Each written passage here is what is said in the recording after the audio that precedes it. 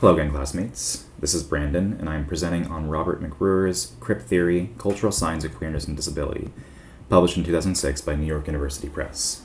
This was a really dense text. McRuer's background in critical theory is very evident in his writing, and he covers a lot of ground very quickly, jumping from analyses of Butler and Foucault to critical readings of popular media such as James Cameron's Titanic, The Ellen Show, and the original Queer Eye for the Straight Guy.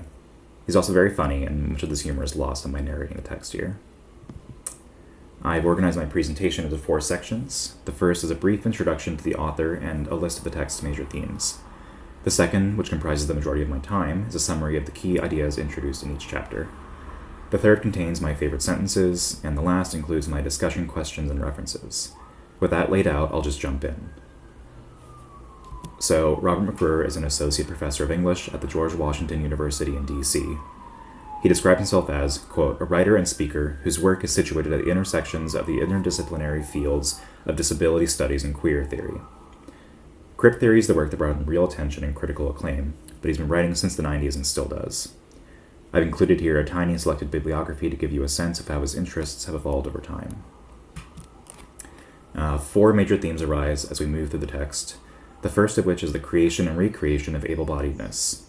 McRuer compares heteronormativity to the concept of ablenormativity, where, quote, being able-bodied is defined as a lack of disability and assumed to be a default or natural category.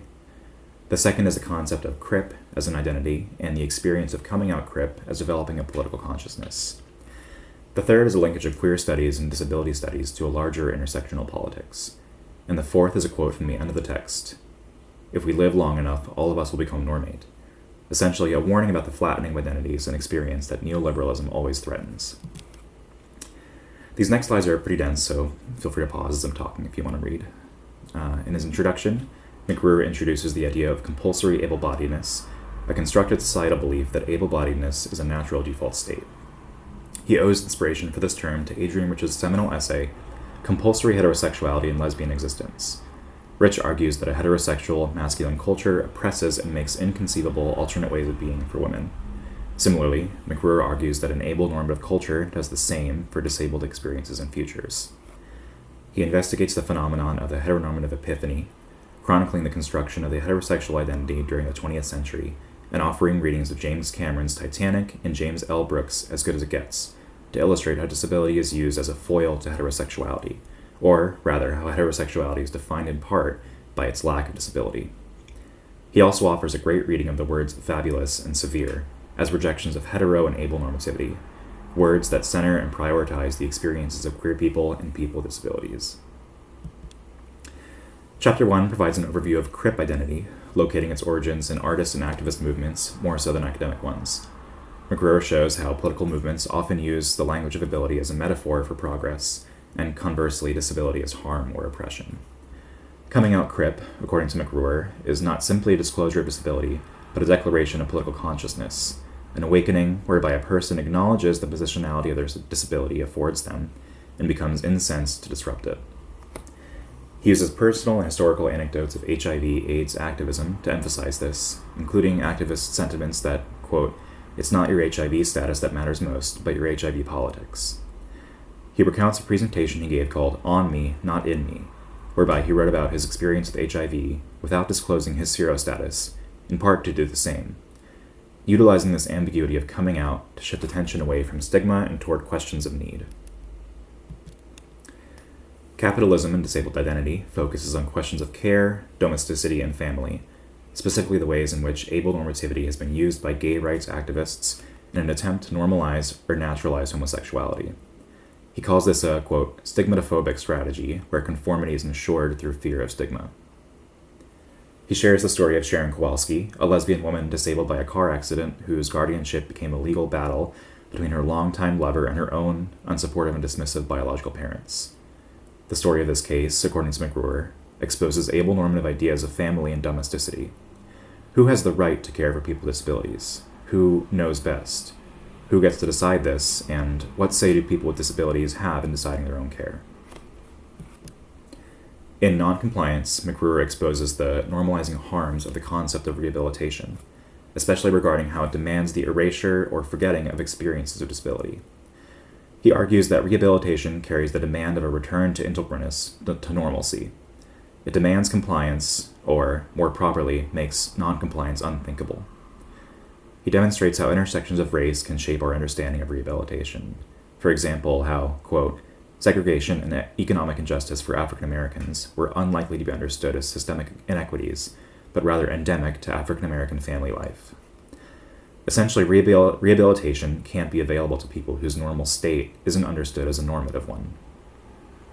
McRuer offers here readings of the stories of Sarah/Ricardo and Giovanna in The Transformation to create a parallel between the harmful normalizing impulse of rehabilitation and the violent erasure of coercive detransition. Ricardo's rehabilitation from life on the streets is tied to her/his detransition and abandonment of her/his life as Sarah. The fourth chapter in this book is perhaps the most difficult, taking a kind of phenomenological approach to the concept of a composition within a university setting. McRuer ties together several meanings of the word to express how universities manufacture academic conformity and, through the fetishization of the finished product of public work, how they can have a stabilizing effect on the categories that academics themselves seek to complicate. Straight composition is his term for a kind of orthodox production of work that universities value. This straight composition produces able-bodied identities just as it produces heterosexual ones. He contrasts this with the, quote, inevitably queer/disabled composing body, a concept that doesn't exactly claim we are all queer or disabled, but instead allows for a slippage of these categories and invites moments where we might all identify as such.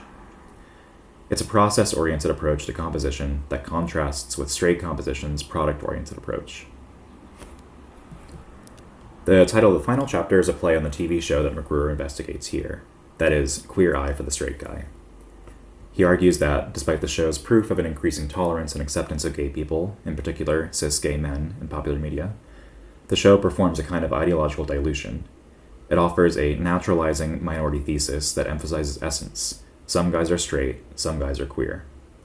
This commodification of identity contains and disciplines queerness by making it stable and definable. But by contrast, the spectacle of disability and queerness in popular media also flattens the experiences of people living with them. He argues that it kind of caricatures or mythologizes them. As a counter to this, he offers the life and works of Bob Flanagan, an artist with cystic fibrosis whose often extreme performance acts, such as famously pounding nails through his genitals, repeatedly, work to shock us out of comfortable understandings of disabled life and confront us with the two twin meanings of sick, as ill and disabled, or as disturbing and abhorrent. These are my most important sentences from the book. The most interesting, quote, I find it more important to raise issues about what it means, for the purposes of solidarity, to come out as something you are, at least in some ways, not. Coming out Crip at times involves embracing and at times disidentifying with the most familiar kinds of identity politics. The most irritating, quote, the deployment of images in the lesbian and gay marriage rights debate makes use of the logic of the poster child. The images presented reassure the viewer that the figure in question is not as abject as one might have assumed. As with the poster child in disability contexts, one dominant effect of the image is to shut down other possibilities for thinking about identity, community, democracy, and justice. And my most important from his introduction, quote, able-bodied identity and heterosexual identity are linked in their mutual impossibility and in their mutual incomprehensibility. They're incomprehensible in that each is an identity that is simultaneously the ground on which all identities supposedly rest, and an impressive achievement that is always deferred and thus never really guaranteed. These are my 4 discussion questions, which I'll post in our forum for you to answer. And then these are my references here. Thank you so much.